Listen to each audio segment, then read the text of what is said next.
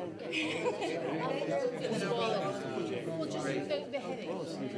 really, really good. They only schedule it about.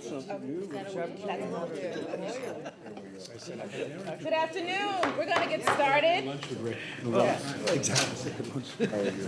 Please take this time to silence your cell phones. We have a hefty agenda this afternoon. Good to see everybody. Welcome to June 3rd's meeting here for the Committee on Facilities Planning and Management. First, I would like to ask for an approval of the minutes for the February 4th, 2013 meeting. So move. Is there a second? Second. Any questions, comments? Hearing none, all those in favor for the adoption of the minutes, say aye. Aye. Opposed? Abstentions? The motion carries. Thank you. The policy items being presented today are 13, and there's a presentation as well. They are as follows. One is the Bronx Community College Gould Memorial Library Rotunda egress. We're going to do the presentation. Oh, you want to do the presentation? Yes, Okay. yes. So we're going to do the presentation. I'm going to turn it over to Iris. Thank you. Vice Chancellor Reichman. Is this mic on? Yes. Yes, it is. Well, thank you.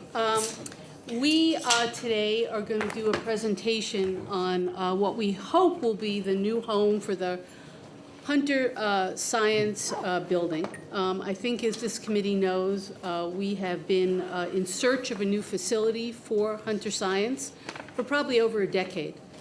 Because of where the college is located, it has been a search that has was basically, we did it in naught until 2011, when the city put out an RFP for a parcel of land on 73rd Street and the FDR Drive. We were approached by Sloan Kettering to jointly respond to the RFP, and we were awarded the parcel. As a result of this process and the work that we have done, we hope to construct approximately a 390,000 square foot facility on this site. Sloan Kettering will join the site with us, and they will be building close to a 750,000 square foot facility, which will be an outpatient cancer facility. Our facility will house the Brookdale functions, which are downtown on 25th Street and First Avenue, which will be the first 5 stories of the building, and then we will have 6 floors of science research above that. This is a great opportunity for CUNY, and it's a great opportunity for Sloan Kettering in terms of jointly working together in the health field.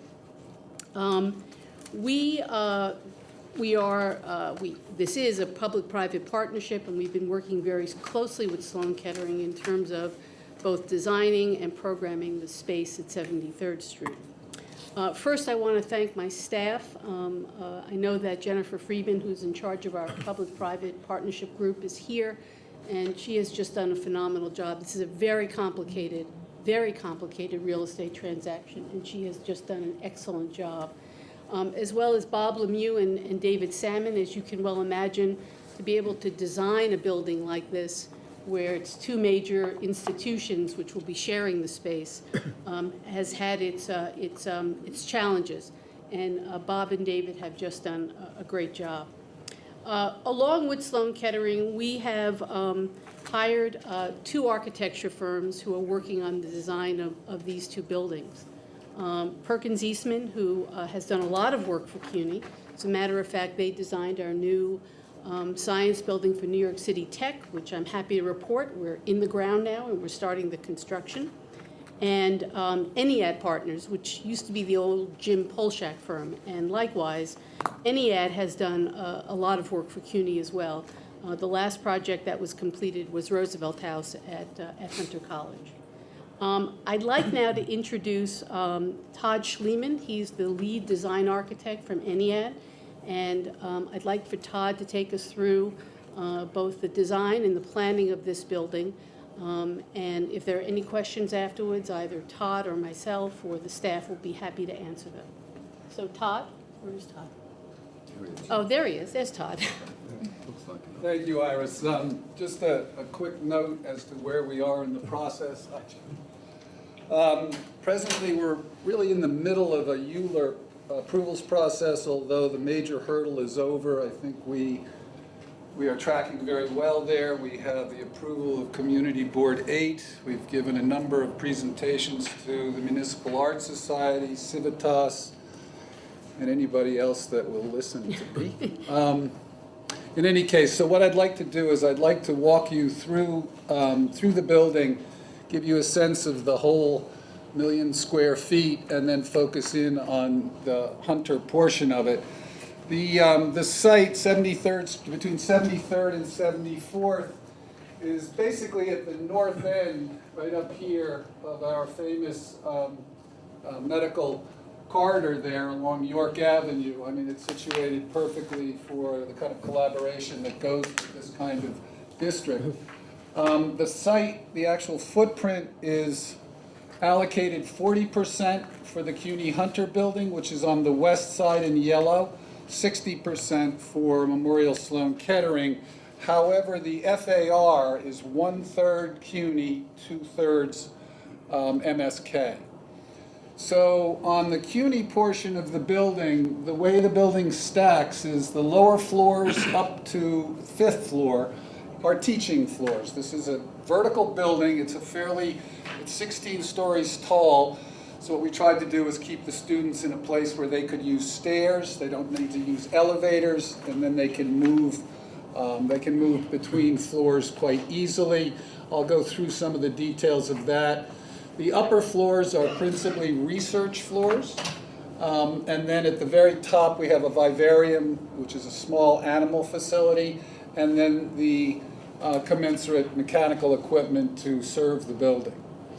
So now what I'd like to do is I'd like to show you the entry sequence. Again, CUNY is in yellow, MSK is in blue. We've used 74th Street as the main entrance. It has a dead end. It does not connect to the FDR. It's a very pleasant street, actually. To the north is a Con Ed plant, magnificent old architectural masterpiece. And the main entrance to CUNY is right here, right in the front. We've set the facade back a little bit. Our intention is, because almost all the visitors to this building will be coming in by foot, that we wanted to provide a kind of ease of access, get them inside the building, and then I'll talk a little bit about that. MSK is principally an automobile arrival condition, so there's a drop-off undercover, 3 lanes. Main entrance is here for MSK. There is a valet parking service with 2 levels of parking below grade. When you are leaving after your visit, you pick your car up down below and then you travel out. And we've been in discussions with DOT and we've been working out the traffic. Service has been relegated to 73rd Street, which is an access point for the drive. It is a busy street. Therefore, all of the loading for both buildings is contained inside each building, which means all the maneuvering for the trucks takes place inside, and then when they leave, they can disturb or they will not disturb the traffic very much. There's also an ambulance bay, which is used rarely as part of the MSK project. Now, at the 2nd floor, we have a condition where we've created a terrace, an outdoor terrace, which is linked to the Hunter building at the 2nd floor. It's also linked to the MSK building. Now, the idea here is to create a terrace so that we can provide some open space for the students and for the staff and faculty, which is off of the street. Also, it gives some pretty extraordinary views of the East River. There is a dock building that obscures the ground level view, which is part of a Con Ed delivery system, which has to remain. So this is the lower portion of the 74th Street entrance condition. The Hunter building is here, MSK off to the east. And so the main entrance, what we've done is we made a sort of enlarged 2-story glass wall so that we could make it feel as though it's an easy entry, it's an inviting entry, and then the drop-off for MSK below the terrace, which is at the 2nd floor, and then on up. And this is the main entrance. Here is the main CUNY lobby. MSK's drop-off here. We have a separate bicycle entry point so that we can get the bikes from out of the way of all the people that are coming in the main door. Immediately inside the door is a storage area for the site bicycles, and then they return to the lobby. Main entrance is right here for CUNY. This is a view back. There's the main entrance right there. And then I'll talk a little bit about how the building stacks up. This is the FDR side. The building is hard up against the FDR, so there isn't a lot of fenestration on the lower levels, but there you can see the terrace up at the second level, which we are able to plant. At the 6th floor, MSK has a small terrace that wraps all the way around. 73rd Street, Hunter's loading here, MSK's loading, and then the FDR. So the idea for the massing of the building, because it's a very 1 million square feet, is a big building. It's a large site. I think it's about 63,000 square feet. What we did is, because the major open space is the river, we took the bulk of the building, which was the MSK portion, and put it out towards the FDR. And then we stepped the building down through the Hunter building so that we can maintain some open space for York Avenue. The site is ringed with a number of very tall, high-rise residential buildings. And so here is the building. We've broken it down into smaller massings and rearranged them to try to bring the scale of the building down. Nothing is really more than eight stories. And then we've made a number of setbacks. One significant one for CUNY, because CUNY is this full block building, is we've carved out a light slot, which I'll show you the value of when we get inside. This is the east elevation and the south. And here it is from the river. The facade is a combination of terracotta panels. It's a blonde terracotta and curtain wall, glass curtain wall. The base is granite.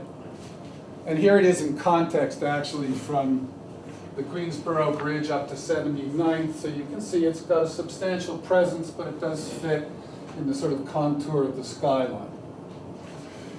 Here it is looking south. You can see the adjacent buildings, the two residential buildings alongside, and the Con Ed plant at its base.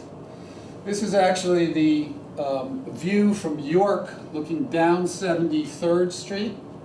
We have a large party wall condition, which we've been able to put windows into to give it a presence. There is also signage up at the 6th floor here as you're entering. This is a view down 74th Street with the low buildings to the right, and then our built-up massing. And here's a view looking straight up. One thing we have also done is we're going to attempt to get a LEED Gold rating. We had an analysis, a sun analysis done to the building, and it's different surfaces get different amounts of sun during the year. So what we've done is we've put some fins on the terracotta panels which protrude out and are calibrated to be sized so that they can shade the appropriate part of the building. So it's a fairly precise way to control thermal heat gain in the building. Both buildings consume quite a bit of energy, so we've gone out of our way to make sure that we are being sustainable. So now I'd like to go inside the Hunter building. This is a cutaway looking west. This is the lower section down here, which is the teaching, and then the research up above. So the main level is right here on 74th Street. Because we have so much loading on the ground floor, we go down 2 floors and up 4 floors in order to accommodate the teaching program. So the lower floors down here have teaching and an auditorium, and then there are 4 floors of teaching here, which are focused around a common atrium. So as you come in the front door, this is the view, security right in front. We have tried to create an ample lobby space, again, to get the students off the street and also to give them a place to socialize and to see each other. So we created this kind of, we call it a stoop, but it's a place where the students can actually see each other, work a little bit, and then move up a broad set of stairs to the second floor. Elevators are right behind this wooden wall back in here, on every floor the same. And so here's a plan. This is where we were standing, security. Here's the front stoop, stairs up. This is that bike entrance, so everybody comes in. 6 elevators to the 5th floor, and then 3 drop out and 3 continue up. And here is if you come up the first flight of stairs and are on the mezzanine looking down, here's the Con Ed plant, nice north light, and then stairs up, an adjacent lounge on a small mezzanine. This is the view from that platform. And then we will arrive at the 2nd floor. At the 2nd floor, we actually create another large space with a library below, some workrooms, project workrooms that line the atrium so that we can put activity and a human face on the walls of the atrium. And then below, right here, are the 2 stories. We actually have a light court with a small fountain to bring light down at least one of the stories so that you don't feel as though you're in a basement. And so we'll go down right now. This is the main level right here. Elevators. Large broad stair to take you down to the lower lobby, and here you can see the court, the light court. Once down, light court is beyond. We have one other floor below, and this is the entrance into the auditorium. So it's 315 seats, and we're trying to get more, but we don't want to squeeze everybody in there. So you were standing right here at the lower level. All the elevators do come down. The auditorium actually spans a whole, it goes down a whole story. The idea here is to break up the seating areas into smaller elements, just in case you don't fill it. You can fill the front section and then further fill the rest. And so it always looks full when you're giving presentations. Oops, it's too fast. Okay, and here we have the view inside the auditorium looking to the stage. Along the walls, we've used the Hunter purple color. It's a lit scrim. We have acoustical issues, so we have to have transparent walls and absorption, but what we've done is we put some LED lights underneath. It actually can change color, but it creates a kind of soft, calm atmosphere. We changed some of the seat colors so that when it's partially empty, it looks full. A little trick we learned doing some theaters. And then you can see the 2 tiers, the far tier in the back and the forward one. So we were just down on the stage here, and this is actually 1 story below where we were standing before, which allows us to have exiting down there, and it also allows the presenter away in. And so now we'll go upstairs, 2nd floor. This is the lobby. The 2nd floor also has the entrance out to the terrace, and then 3 floors above that. And so here we are at the base of the atrium. This is the library beyond. We have a whole series of study spaces, some active, some quiet, some within the security of the library, and some outboard, which gives the students how they choose to study or socialize or work together. It gives them different venues. And so here we are. There's a small cafe located here, and then we're looking at the library, which is right here. And then there are a number of classrooms on this floor. We've tried to scale all the public spaces so they expand as the population grows in terms of coming and going. And this, okay. I'm sorry. So this is a view just outboard of the library, deep inside. There are some tables inside which are sort of for quiet study. There are not many books, but we've accommodated some of the books and put them on view. And that's where we were standing. Up, now we're inside looking back out. You can see the study tables in the workspace, and also access to the outside, visual access. And so here's the front, once again. The sort of majority of people we're hoping will come in, go up the stairs, use the stoop, use the cafe, get inside the building, use the terrace, and keep them basically off the street, because there are quite a few people coming. Very briefly, I'll just run through the plans quickly. This is the main lobby. There are 6 elevators. Here's all the support space that goes with loading, holding areas, etc. This is the lower auditorium, which also has classroom space and basically physical therapy space. Physical therapy teaching more down low, as well as some sim labs for the nursing program. And then we go up. This is that mezzanine at the top of the stoop with the lounge area, which has access, ADA access to the elevators, study area, terrace, cafe, library, more teaching. And then we go up. This is the floor just above the second, third floor. So we have offices, which essentially is supporting the nursing program, and then a whole series of teaching spaces with those project labs that I talked about facing the atrium, more faculty offices dedicated to nursing, and then teaching lab space with further support space, which is serving bench area, which has the natural light.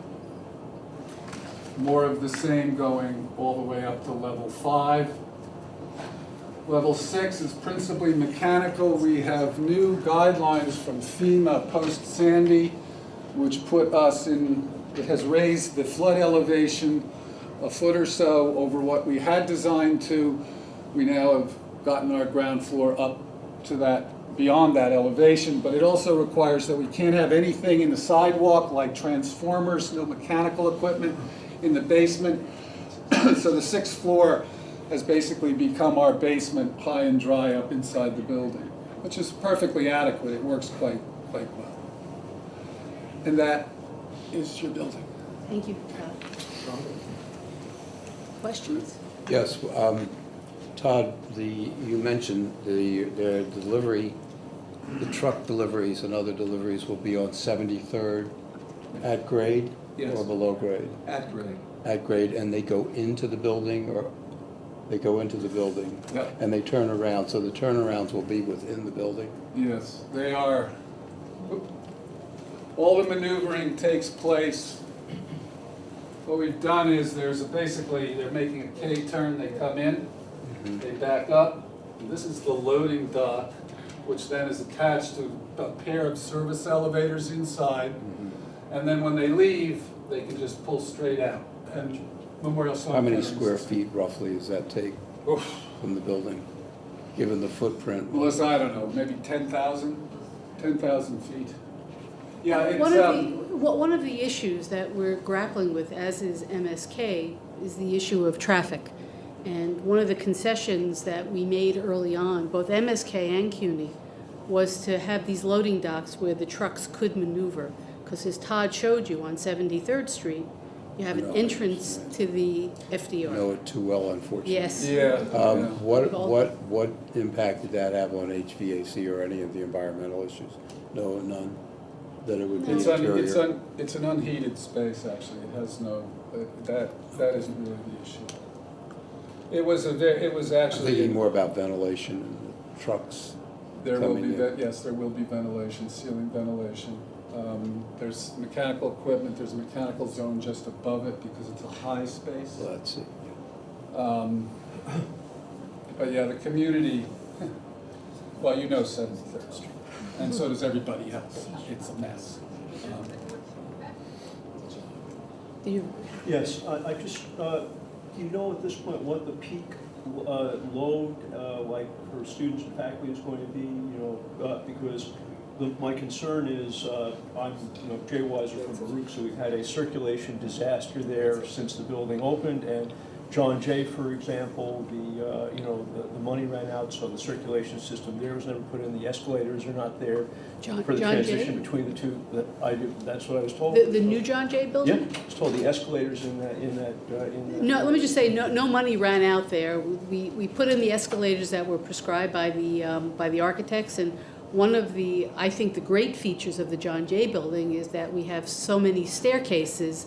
We have groups of elevators that take you to zones within the building, Okay. and then we encourage people to use the Okay. stairs. Yeah, I was told otherwise, okay, well, we'll have that, but, because to me it looked fairly awkward, but regardless, do we know what the approximate peak population here is going to be, and are the elevators going to be able to handle it? Because if you were telling people to use stairs, very frequently they won't, even if they should. Right. Yes, no, the peak population will be around 10 o'clock in the morning, as you would imagine, and then exiting around 3. The elevators, the 6 elevators are sized, they're oversized. They're sized as if those stairs were not going to be used. We did a building for you at Medgar Evers College, which was a science building, 5 stories, and we learned our lesson there that the stairs were a big element. We put 2 large stairs in and made them pleasant stairs. They're not fire stairs, they're on the outside of the building, good natural light. And then there were 2 elevator banks, and the students use the stairs. They do. Mostly because they don't want to wait for the elevators. And also, it's good to encourage them to use the exercise. To go upstairs. The other thing, Jay, is that, as Todd pointed out, there's 6 banks of elevators that go up to the 5th floor, where the bulk of the student population will be, going to.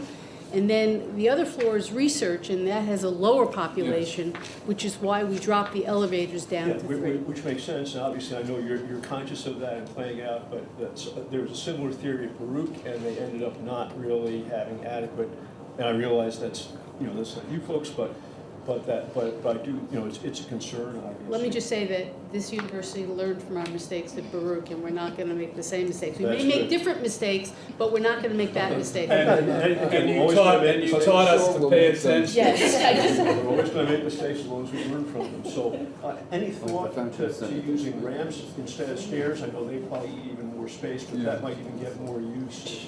Yeah, they take up an awful lot of space. We have a very high floor-to-floor at the first floor, and that has to do with the loading dock.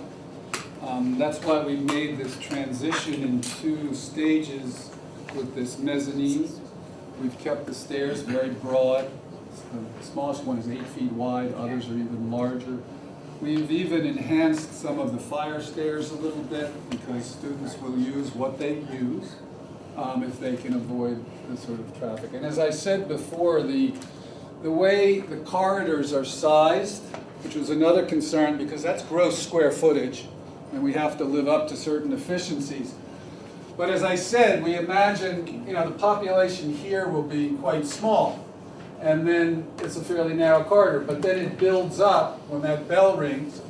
So you can see we start to enlarge the corridors and then create the largest space out at the end, which not only makes for a nice sequence of space, but it also accommodates the population. And we've gone back and forth to maintain it. Todd, one of the issues that we're going to face is the sequencing of the Memorial Sloan Kettering and the Hunter building.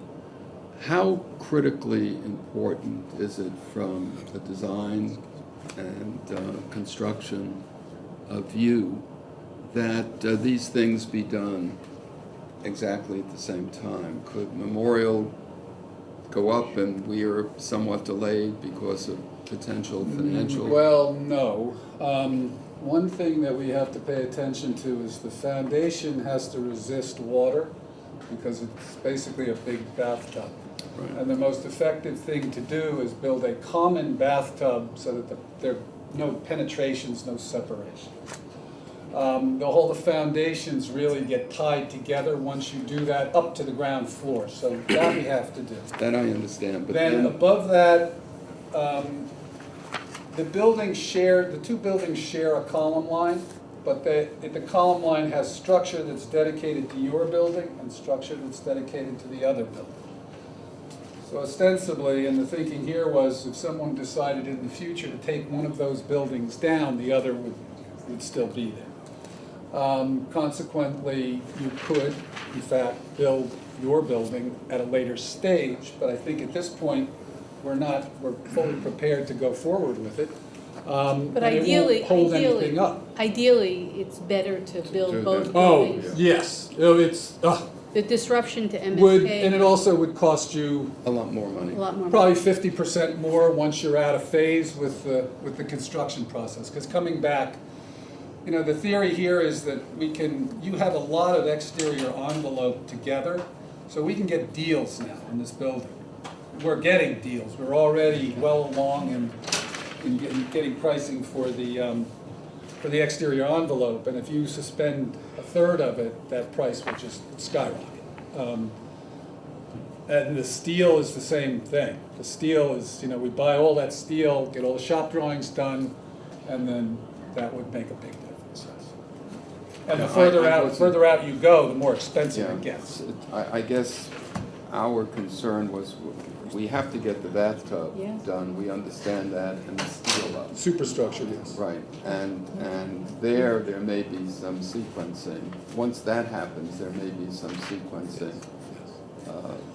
Fit out is usually something that you could accommodate at a later date. The most costly part of this building is the steel and the foundations and the mechanical systems. The fit out is probably a little less of a concern. Yeah, well, what are the soil conditions over there? There's rock about 6 feet down. Okay. And presently our foundation package went out today, and it will take a while to excavate the rock. We have to go Okay. down quite a ways. Okay, I was more. No, it's concerned nice. about- Manhattan schist, it's great stuff. That's good. Yep, I didn't know where the soft. we also have accommodated the new seismic codes, so these buildings can move and sustain themselves. I see President Rad has joined us. I just want to thank her and her staff. As I said, this is a very complicated real estate transaction.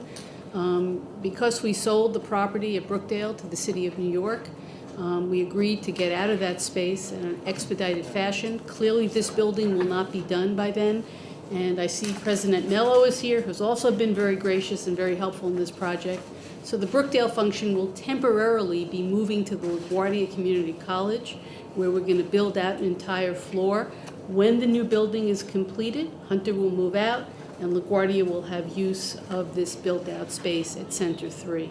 But Hunter's nursing dean and physical therapy and all their various science elements have been very, very helpful in terms of planning and designing the building. So I just would like to thank Jennifer Rabb and all of her staff for the help that they've given us. Thank you, Todd. Thank you, Mr. Schliemann. Thank you, Iris, and your staff for putting this all together. This looks very exciting. I'm gonna have to do a drive-by in 2019, Yes. take a look at it. Okay, we're going to move to our policy calendar now. 13 items, and the first one on it is Bronx Community College, the Rotunda Egress Stairway. So what we're going to be doing at Bronx Community College at the Gould Memorial Library is we're going to be building a new set of egress stairs for the rotunda. Right now, you can only, by code, because we only have one set of stairs, you can only have 75 or 73 people in the space. And for those of you who've been to this building, it is a rather large space. It would be a great space to use for events and for the college. By putting in this second set of stairs, we'll be able to accommodate more than 300 people. So it will allow the college to use the space in a better fashion.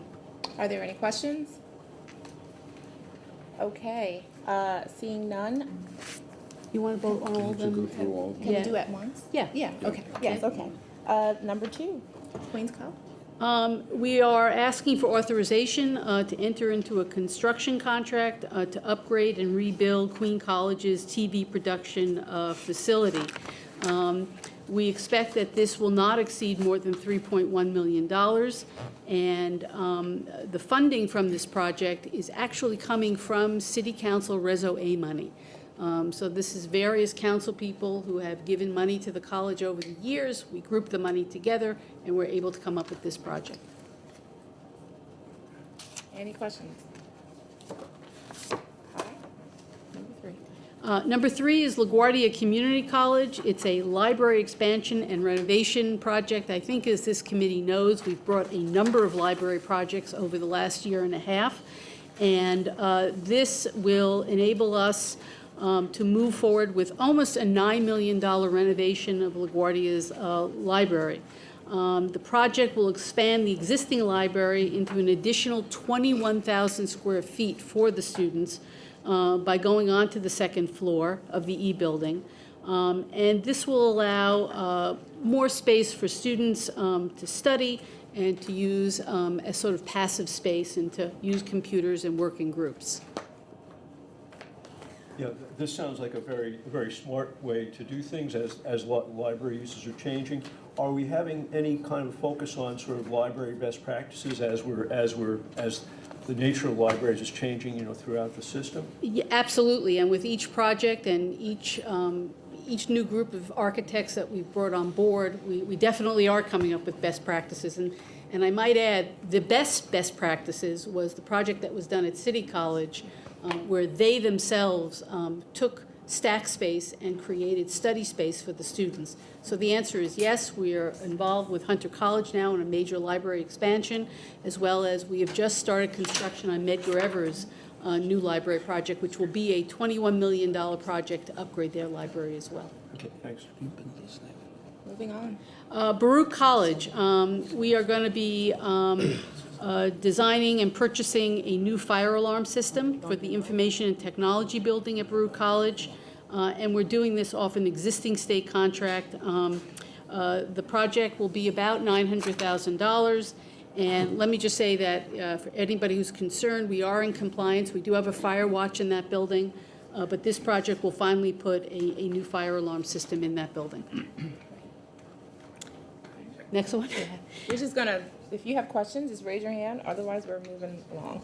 The next one is Bronx Community College. It's the Meister Hall dual pump piping replacement. Not a very sexy project, but I think also, as this committee knows, we have over 900 state of good repair projects going on throughout CUNY, and this is one of them. By having this dual temperature mechanical piping system, the HVAC system will work much better at Bronx Community College, and in particular at Meister Hall, where we seem to have a lot of issues. Okay? The next item is for Hostos Community College. I think, as this committee will remember, about a year and a half ago, we brought a new lease for Hostos. They had a workforce development contract with the City of New York, and we had leased space at what used to be the old Terminal Market and is now Gateway Mall in the Bronx. In the last few months, the college has gotten another workforce development contract with the City of New York. Associated with those contracts is what they call OTPS money. You get money for space and for leases, and we were able to acquire about another 12,000 square feet in the building, which we're going to turn into offices and classroom space. Who's the landlord there? It's related. They're the ones who developed the mall, as well as all the old Terminal Market in the base of the mall. The next item is Borough of Manhattan Community College. It's a lease renewal at 70 Murray Street. After 9/11, when we lost Fitterman Hall, this university was in dire straits in terms of finding additional space for BMCC while Fitterman was down. And we had trailers, but that wasn't enough to accommodate all the classroom needs. We had originally entered into a 186,000 square foot lease at 70 Murray Street and also 75 Park Place. It's actually the same building, just different entrances. And the lease was coming due. The landlord is Bert Resnick, and he was very eager to renegotiate with CUNY. One of the issues was that as part of this lease, we took classroom space, but we're required to take office space, which we found over the years we don't need. So we were able to jettison the office space, but hold on to the classroom space.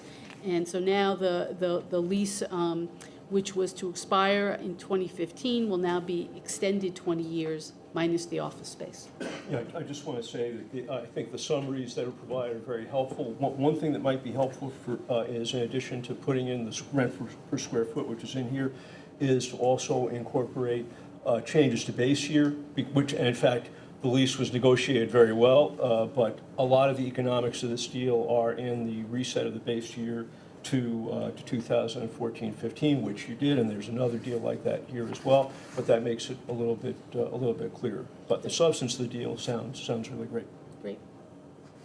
Any other questions? Moving on. The next item is another lease renewal. It's for the central office. I think as this committee knows, we lease a fair amount of space at 230 West 41st Street, which is a building that's owned by the RF. And most of our financial management unit here at the university resides in that space. We needed to take additional space in the building, and as a result, we went to the RF, and now we're renegotiating, or we have renegotiated, our full 177,000 square foot lease obligation in that building. And so we will be extending our lease for 20 years in that building as well.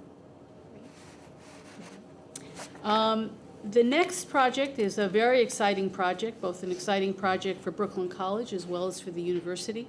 The college will be creating a graduate film program, and in consultation and conversations with Steiner Studios, which is on a long-term lease from the Brooklyn Navy Yard, the college will be taking space at 25 Washington Street, which is one of the more older and historic buildings that Steiner Studios leases, and the new Graduate School of Film will go into this 69,000 square foot space. And I might add that it's going to be a rather specialized space, as one would imagine, for a film school to have. Okay. Excuse me, Yes. does that require design? We do it internally? No, the landlord has provided an architect who's going to be designing the space. I think you know the firm, Datner Associates, and they have done not only work for CUNY, but they've done a lot of work for the School Construction Authority as well. The next item is a lease renewal at 39-07 Prince Street, which is in Flushing. It's a space that the university has had since 2003.